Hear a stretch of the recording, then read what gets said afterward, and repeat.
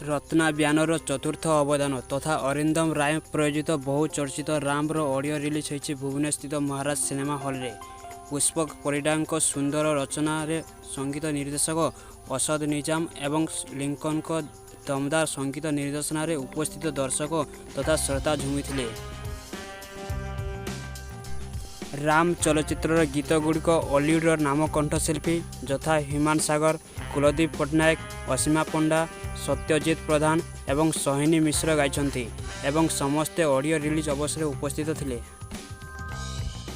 बहु दिनर व्यवधान पर ओडिया चलचित्र को राहुल को प्रत्यावर्तन मध्य अनेक को खुशी आनी देछि। बंगीय बुलबुली सुंदरी नायिका रूपसा अभिनय करिसन्ति राम चलचित्र रे। आउ अल्प दिनर अपेक्षा पर अरिंदम राय राहुल देव को सहित अनुभव महांती को एकाबेले बड़ परदार दर्शक देखि दशहरा निश्चय आनंदित हेबे एथिरे संदेह नहीं।